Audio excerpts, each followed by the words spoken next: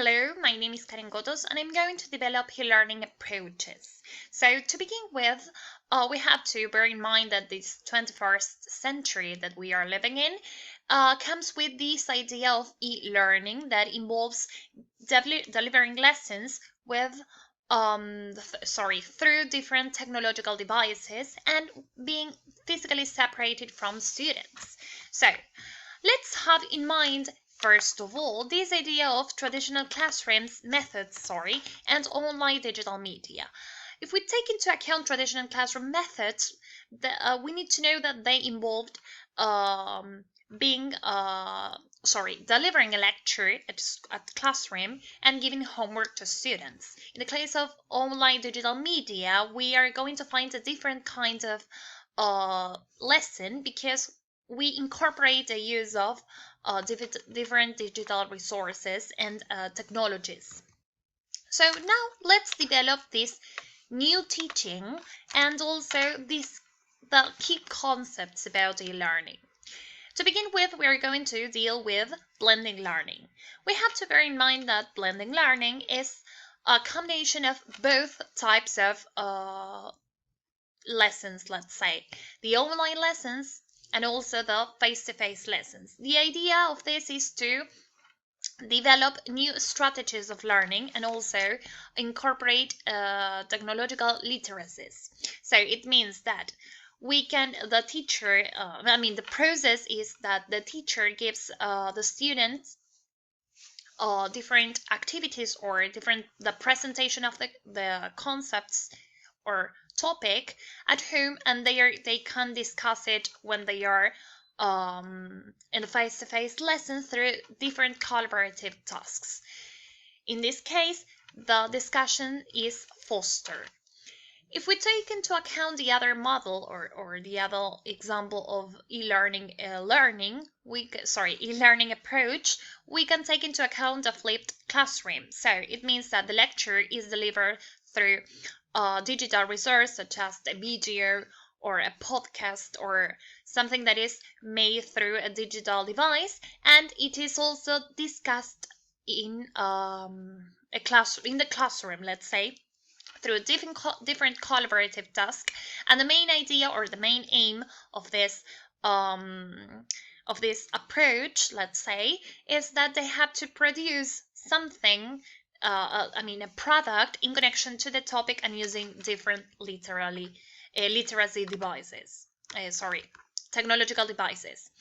So what we have to take into account from these two approaches is that the blended learning is a kind of a hybrid initiative. It means that we are going to combine these two concepts of online teaching and also face-to-face lessons in order to advance and make progress in our classrooms.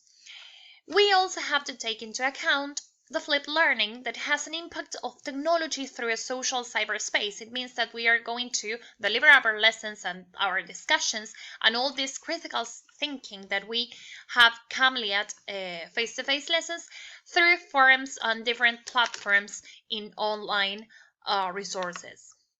So now let's talk about what do we need for blended classroom.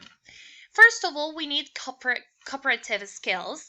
The idea is to work in groups to achieve different goals that are going to be previously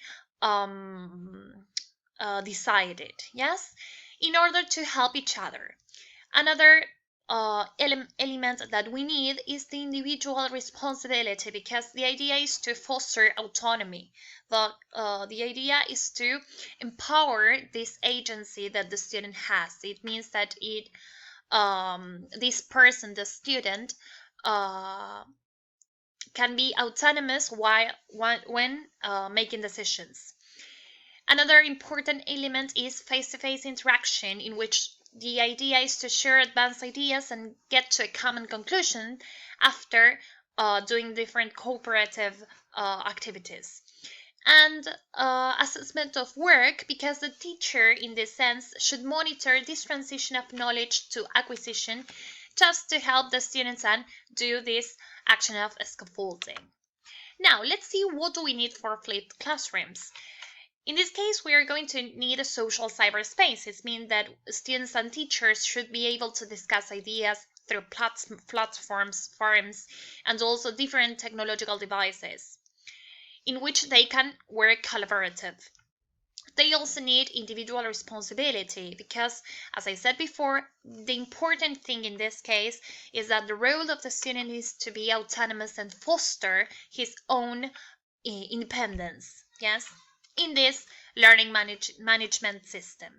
Another important element is digital resources are digital resources, which are physical digital resources and knowledge of how to employ them, because we are commonly used to know different apps or different social networks such as Facebook, Twitter, and those, but we do not know how to use them and how to employ them for in order to succeed.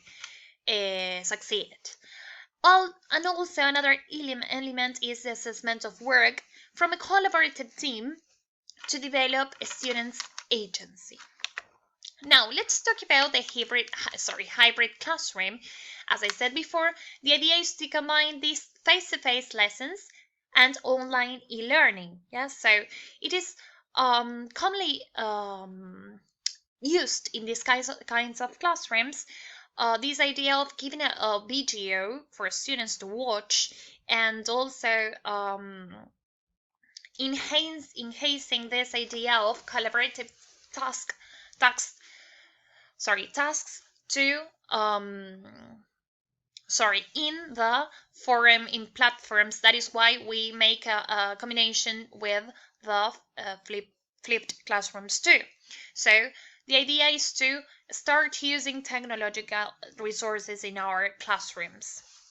Students will have to read something, to watch a video about a topic. They can also investigate, and we can foster exploration in topics, and also encourages freedom. So students can make decisions. In this case, we can foster autonomy, and they are going to come to school, and they will do a collaborative task through discussions, through the role of the teacher, which is going to be to monitor them and to help them, guide them in this learning process.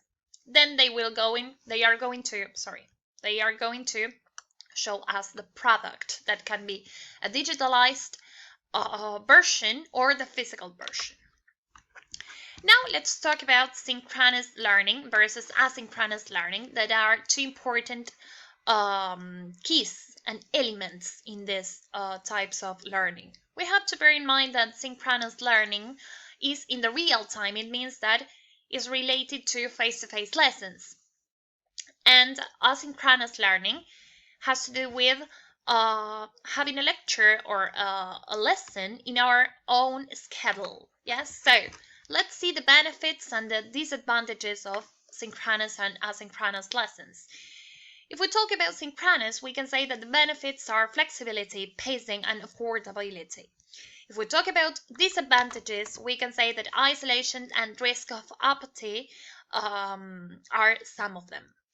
When we make reference to asynchronous learning, we can say that the advantages are classroom engagement, dynamic learning, and also instructional depth, which is very important for students to get concrete instructions.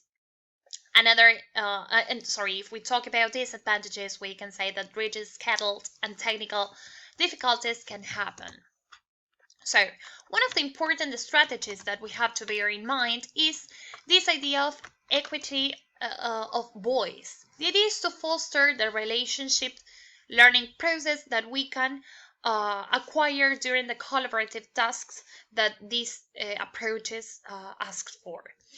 This idea has to do with being conscious or having the conscious decision of giving equal opportunities to the members to speak during the meeting. Yes, to the members of a group that are doing a collaborative task to speak, to develop their ideas, to get to a common conclusion, let's say, and to share their voice. So the idea is that everybody speaks everybody do the task and everybody participates in their own process of learning. So, hope you enjoyed the presentation about, face-to-face blending learning and e-learning. And we're seeing each other next class. See you.